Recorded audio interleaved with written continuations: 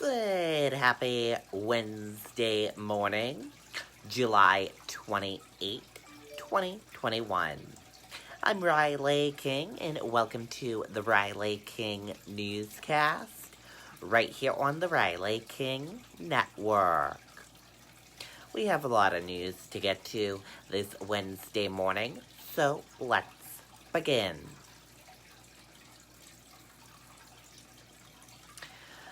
First step, more than 100 new cases of COVID-19 reported in New Hampshire for the first time since May.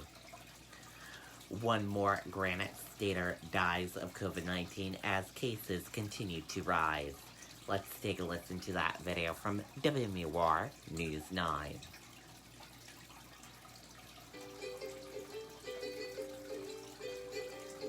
Come see Darla and Hildy at Clark's Bears in Lincoln, New Hampshire.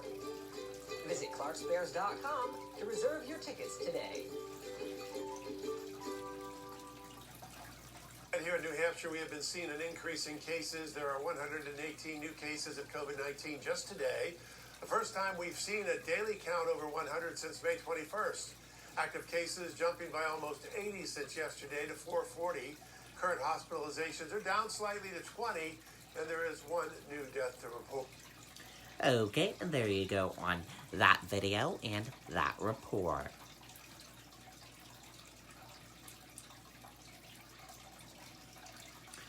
Sununu says New Hampshire has no plans to re-implement COVID-19 guidelines.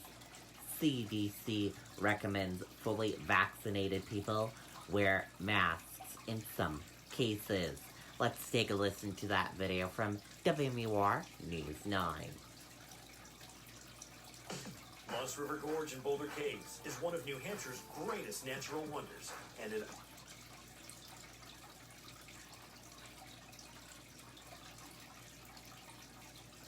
While the CDC recommends masks indoors in COVID hotspots, vaccinated or not, Governor Sununu says there are no plans to require that in New Hampshire. It is your choice. We have all the power in the world to protect ourselves and our community, and that's getting the vaccine. It's safe, it's easy. The recommendation is for places where coronavirus transmission is considered substantial or high. State epidemiologist Dr. Benjamin Chan says the state is closely watching an uptick in numbers here and recommending all eligible Granite Staters get vaccinated. I think what we're seeing now is the numbers starting to go back up earlier than perhaps we expected because of this Delta variant, and I think that highlights the need for people to take that step sooner rather than later of getting vaccinated. An increased trend at this time of year when the schools are out and when people are away and outside, that's a concerning thing to see. And it's directly related to the transmission of this Delta variant. The director of infection prevention at Wentworth Douglas Hospital in Dover says they have an increase in COVID patients and a handful of mild breakthrough cases among the thousands of vaccinated employees. Any of the breakthrough that we've seen in our employees has been with very mild illness. Now, New Hampshire's health department and the CDC have different definitions of substantial transmission. In New Hampshire, that is the highest of three transmission tiers. No parts of the Granite State fit that criteria right now, although 4 counties and the city of Nashua are in the middle, moderate tier. The CDC has a 4-tier system with substantial just below the highest level. It does consider Belknap County to be in that substantial tier. It does not have any parts of New Hampshire with high transmission. Reporting live, Jean Mackin, WMUR News 9. Okay, and there you go on that video and that report.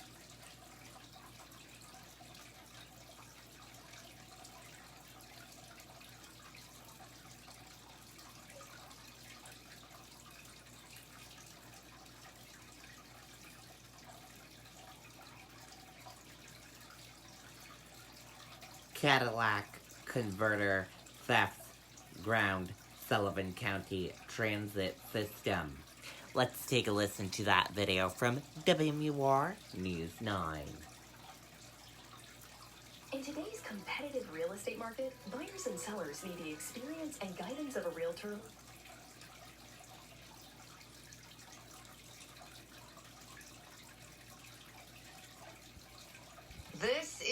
only working public bus left in Sullivan County.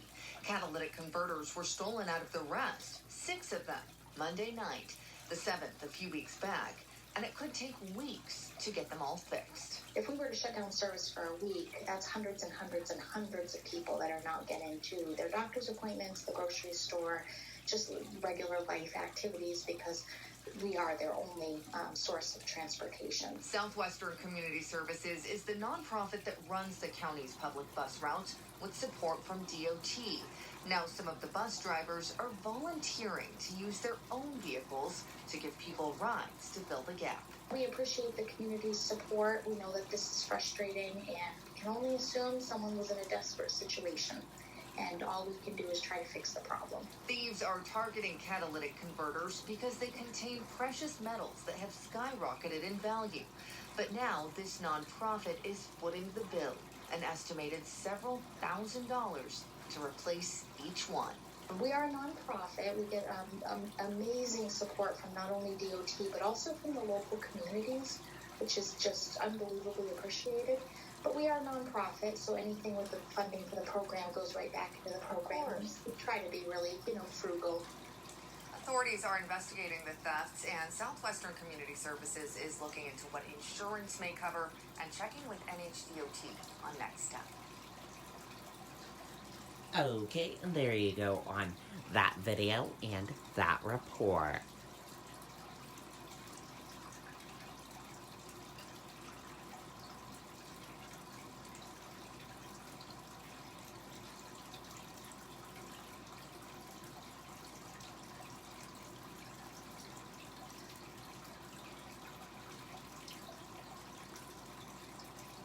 Lake Okeechobee update. Let's take a listen to that video from WPBF 25 News, Florida.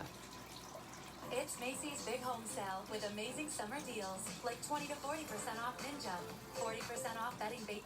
How will the Army Corps of Engineers manage releases from Lake Okeechobee over the next coming decade? Right now, they're favoring a preliminary plan that will reduce harmful releases east to the Treasure Coast and to the Lake Worth Lagoon by quite a bit. But even though it's better, everyone agrees this plan is not quite perfect. Define the metrics by which we would compare different plans. Colonel Andrew Kelly presented the plan and answered questions from Palm Beach County commissioners who have a lot at stake. There are competing interests, literally thousands of them. This is a very complicated issue, and it's a very complicated process. Farms need water from Lake Okeechobee during the dry season, but massive releases when there is toxic blue-green algae all over the lake threaten the St. Lucie estuary and the Lake Worth Lagoon, and even some cities' water supply. U.S. Representative Brian Mast asked commissioners to keep all of that in mind before they give any recommendations to the Corps. Before those benefits get doled out, it has to start from a place of not harming other communities in order to do so. Mast says he would like to see 0 releases from the lake east to the St. Lucie estuary, which was devastated in 2018 by toxic blue-green algae.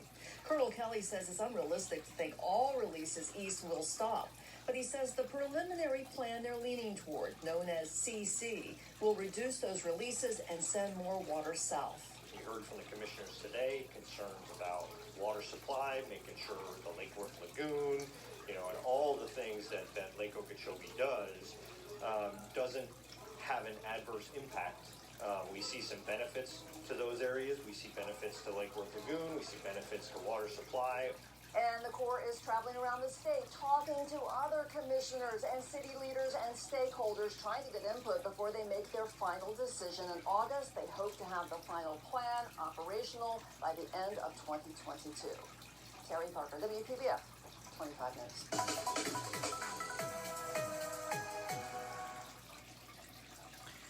Okay, and there you go on that video and that report. And that does it for this morning edition of the Riley King Newscast, right here on the Riley King Network. I hope you all have a great rest of your day, and see you back here later on today with more news coverage. I'll have a news report coming up in a little bit. Goodbye, everyone.